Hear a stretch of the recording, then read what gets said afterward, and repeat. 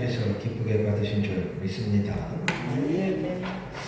우리는 살아가면서 수없이 많은 선입견, 편견을 가지고 살아갑니다. 선입견이 무엇일까요?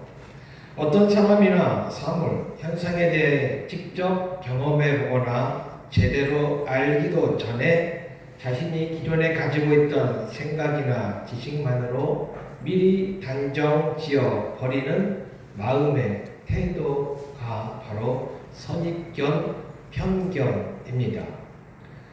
우리 민족은 오랜 역사 동안 단일 민족으로 살아왔습니다. 다른 민족을 경험해 본 적이 별로 없어요. 그래서 우리 민족, 우리 한국이요, 선입견이 아주 많은 나라입니다. 지금은 조금 덜하지만 옛날에는요, 백인 하면 엄청 높게 보았지요. 동남아 사람들 하면 어떻게 보았나요? 조금 깔보는 경향이 있지 않았습니까? 한 유명한 심리학자가 실험을 했습니다. 실험자들에게 한 남성의 사진을 보여주었습니다. 한 그룹에게는 이 사람은 아주 흉악한 연쇄 살인범이다 라고 말했고, 또 다른 그룹에게는 이 사람은 평생 고아를 위해서, 가난한 사람들을 위해서 헌신한 사람이라고 이렇게 말해 주었습니다. 잠시 후에 이 사진 속 인물의 인상을 평가해 보라고 했습니다. 첫 번째 그룹의 사람들은요, 이 사람의 눈빛이 아주 잔인하고 턱 관절에서 살기가 느껴진다고 이렇게 이야기합니다. 다른 그룹 사람들은요, 이 사람의 눈빛이 너무나도 자애롭고 이마에서 지혜와 따뜻함이 묻어난다 라고 했습니다. 그런데요, 이 사진의 주인공, 이 사람은 아무 죄도 없는 지극히 평범한 한 사람, 시민의 사진이었다는 것이지요. 우리는 이처럼 내가 보고 싶은 대로, 내가 아는 대로만 판단하는 선입견의 감옥에 갇혀 살 때가 많이 있습니다. 안타깝게도 이 선입견은 우리의 신앙생활 속에도 아주 깊이 자리 잡고 있습니다.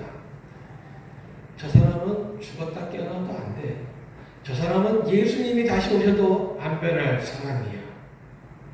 이 문제는 내 힘으로는 절대 해결할 수 없어. 하나님은 내 기도에 절대 응답하시지 않을 거야.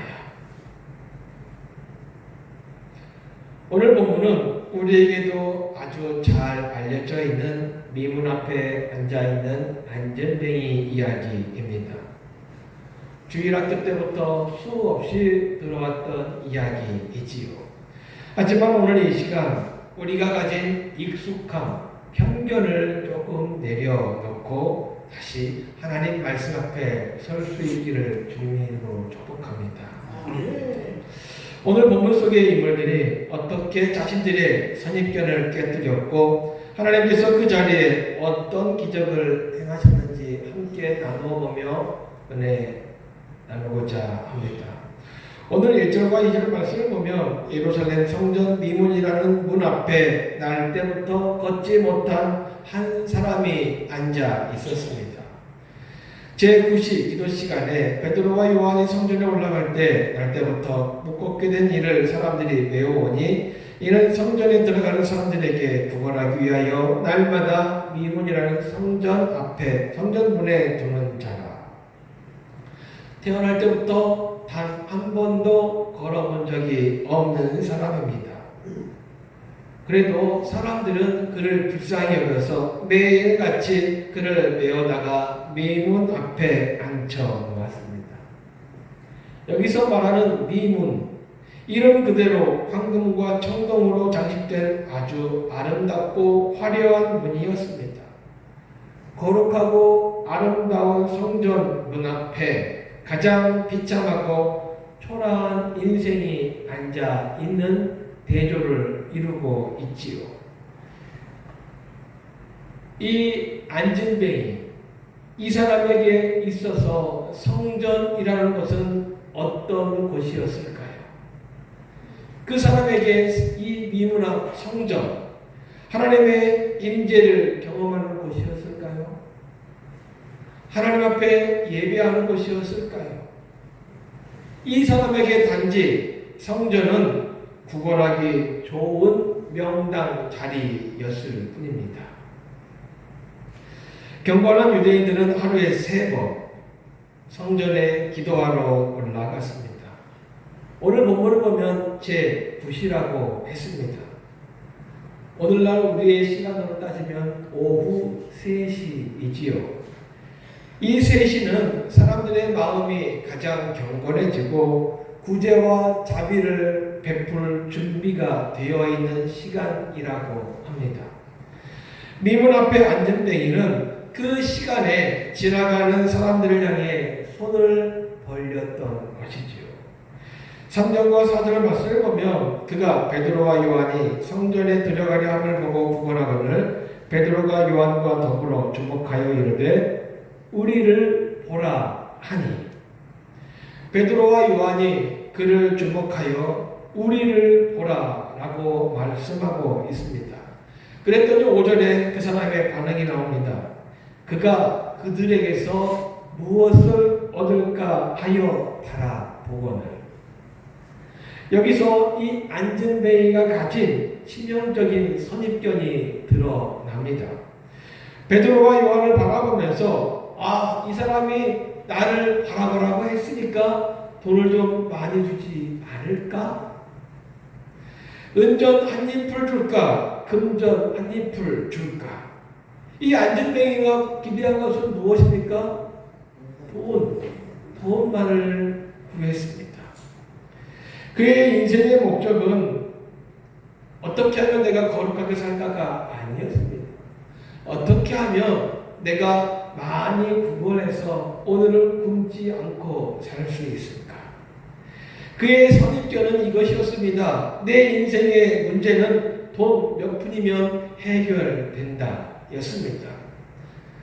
나는 평생 이렇게 구걸하다 죽을 인생이다. 그 가진 생각, 편견은 그것이었습니다. 그는 자신이 걸을 수 있을 것이라는 생각, 자신의 인생이 통째로 바뀔 것이라는 기대는 꿈에도 꾸지 못했던 것이죠. 어떻게 보면 우리도 이 안진뱅이와 같은 선입견에 갇혀 살 때가 얼마나 많이 있었는지 모릅니다. 온 우주 만물의 주인이신 하나님 앞에 나와 기도하면서 고작 우리의 기도 제목이 무엇이었나요? 동전 몇 푼처럼 지나가 버릴 세상에 썩어질 것만을 구하지 않았는지요. 하나님, 내 사업이 조금만 더 잘 풀리게 해주세요. 하나님, 내 자녀가 좋은 대학 가게 해주세요. 기도 제목이 고작 그것뿐 아니었습니까? 물론 그것이 작다라는 것은 아닙니다. 온 우주의 만물의 주인이신 하나님 앞에 우리가 드린 기도의 제목이 너무나도 작다는 것이죠. 반면 베드로와 요한의 모습을 한번 살펴보면 그들은 오후 3시 기도 시간에 맞춰 성전으로 올라가는 길이었습니다. 그들에게 이것은 일종의 종교적인 의무이자 거룩한 습관이었습니다. 사실 이 미문 앞에 앉은 뱅이는요, 하루 이틀 그 자리에 앉아 있었던 것이 아닙니다. 평생을 그 자리에 앉아 있었어요. 어쩌면 예수님도 생전에 그 자리를 지나갔을 수도 있고요. 베드로와 요한도 수없이 그 자리를 지나쳐 갔을 수 있습니다. 어쩌면 이전까지 그들은 이 안진뱅이를 그저 성전 앞에 풍경의 일부분으로 생각했을 수도 있습니다. 그 사람, 하면 거기에 앉아있는 사람, 아니면 너무나도 익숙해져서 보이지도 않았을 수도 있습니다. 그러나 오늘 성경을 보면 성령을 받고 변화된 베드로와 요한의 모습은 너무나도 달랐습니다. 오늘 본문을 보면 베드로가 그를 주목하여 보았다라고 기록하고 있습니다. 평소처럼 그냥 스쳐 지나간 것이 아니라 그의 영혼의 깊은 상처와 절망을 누구의 눈으로? 하나님의 눈으로 바라보았습니다. 그리고 베드로는 자신의 한계를 인정하는 동시에 자신이 가진 진짜 보물이 무엇인지를 표현하고 있습니다. 6절 말씀을 보면 베드로가 이르되 은과 금은 내게 없거니와 내게 있는 이것을 내게 주노니 나사렛 예수 그리스도의 이름으로 일어나 걸으라 하고, 이 선포는 그동안 안진뱅이가 가지고 있던 선입견을 산산조각 내어버리는 충격적인 선언이었습니다. 내게 원하는 은과 금은 내게 없다. 이 말만 들었을 때는 얼마나 실망했을까요? 그러나 너의 그 깊은 절망과 근본적인 저주를 끊어낼 수 있는 유일한 이름, 나사렛 예수 그리스도의 이름을 너에게 준다. 베드로와 요한에게 진짜 돈이 없었던 것 같습니다. 당시 초대교회 성도들은 재산을 통용했습니다.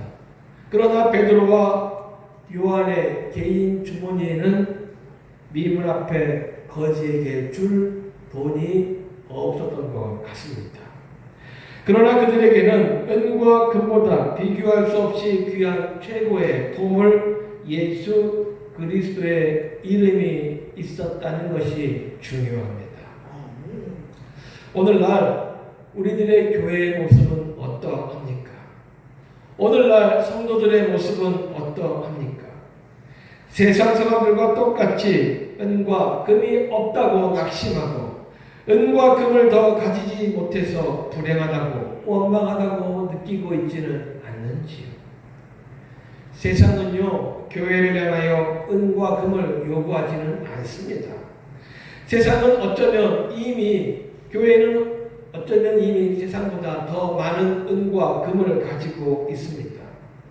세상이 교회를 향해 진짜 요구하는 것은 교회만이 줄 수 있는 유일한 생명, 곧 나사렛 예수 그리스도의 이름의 능력인 줄 믿습니다. 아멘.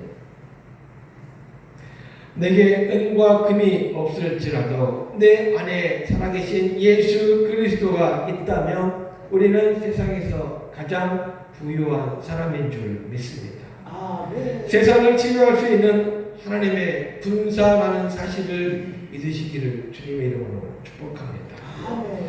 베드로가 예수의 이름을 선포한 이후에 어떠한 일이 벌어졌습니까? 7절과 8절 말씀을 보니까 오른손을 잡아 일으키니 발과 발목이 곧 힘을 얻고 뛰어 서서 걸으며 그들과 함께 성전으로 들어가면서 걷기도 하고 뛰기도 하며 하나님을 찬송하니라고 했습니다. 말로만 선포하는 것이 아니라 믿음으로 그의 오른손을 잡아 일으켰습니다. 그랬더니 순간 기적이 일어났지요. 생각해보십시오. 평생 동안 못 걸었어요. 1시간만 무릎 꿇고 앉아보십시오.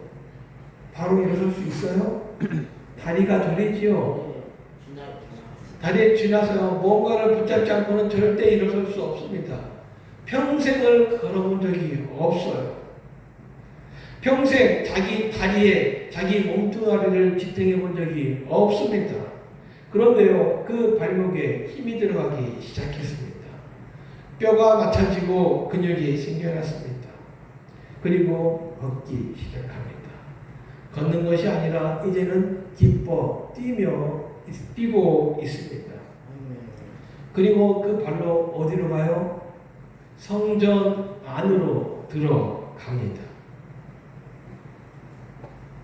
베드로와 요한과 함께 성전 안으로 들어갔습니다.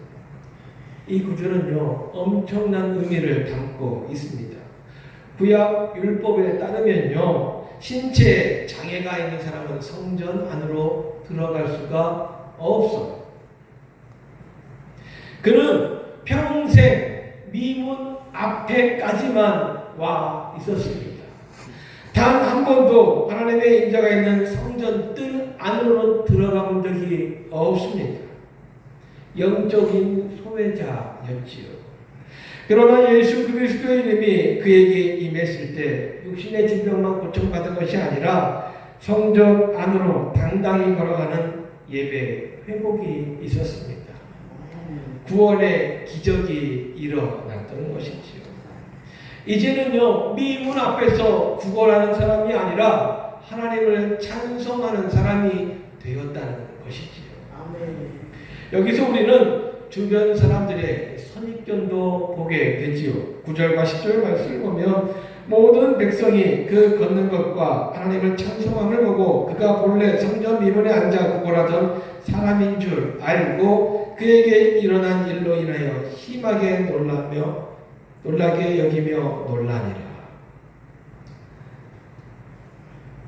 성전 안에 있던 사람들은 대낮에 성전 안에서 걷고 뛰며 찬양하는 이 사람을 보고 놀랐습니다. 그리고 눈을 의심했지요. 야, 저 사람 원래 미문 앞에 앉아있던 거지 아니야? 안진뱅이 아니야? 아니야. 설마 닮은 사람이겠지. 저 사람은 평생 저러다 죽을 사람이었는데 이런 강력한 선입견을 가지고 있었기에 바로 눈앞에서 걷고 뛰는 이 사람을 보면서도 의심했던 것이죠. 우리의 이웃들이 그리고 세상이 우리를 향해 이런 선입견을 품고 있을 수 있습니다. 우리 안에도 어쩌면 선입견을 품고 있는 사람이 있을 수 있어요. 야, 저 사람은 죽었다 깨어나서 전도해도 안 돼. 저 사람은 분명 지옥 갈 거야. 그런데요, 하나님은 포기하지 않은 인생인데 왜 우리가 그 인생을 미리 내가 뭐라고 포기합니까?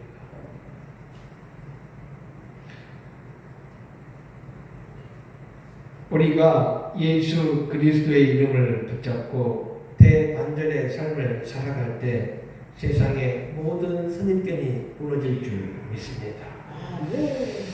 오늘 본문은 우리에게 세 가지 선입견을 걷어내라고 말씀합니다.